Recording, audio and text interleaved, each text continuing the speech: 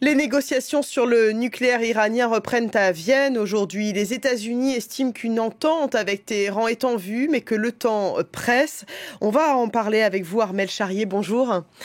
Qu'est-ce qu'on peut attendre, Armelle, de ces énièmes négociations sur le nucléaire iranien ? Oui, vous avez raison, énième round-up sur le nucléaire iranien, mais on parle quand même de la bombe. Et donc, à partir du moment donné où la finalité reste le militaire, c'est pour ça que ça quand même garde l'attention des Américains, entre autres, qui se désengagent du Proche-Orient, mais qui quand même essaient de négocier sur l'Iran.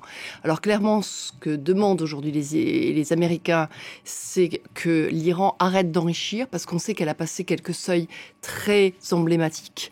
Elle a beaucoup, par exemple, d'enrichissement à 20%, qui normalement est un enrichissement pharmaceutique, mais normalement elle devrait pas en avoir autant.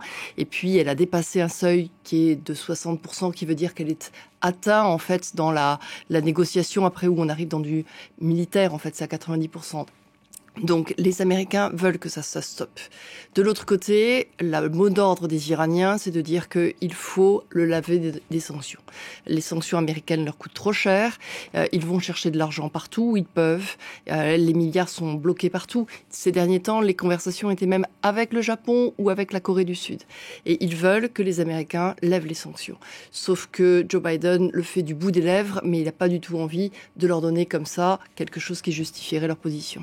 Oui, il faut dire que les Iraniens ont un point de faiblesse, c'est que le pays s'est énormément paupérisé ces dernières années. L'inflation atteint des records, 40% là en ce moment. Oui, alors 40%, on a à peine du mal à imaginer ce que ça représente clairement.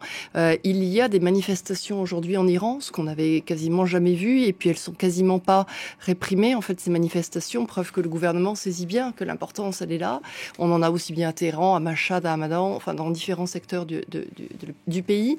Les sanctions économiques américaines ont considérablement affaibli. Il y a la crise du baril du pétrole, il y a le Covid, et puis surtout, il y a aussi un système de corruption énorme qui fait que la classe dirigeante, elle, continue à s'enrichir.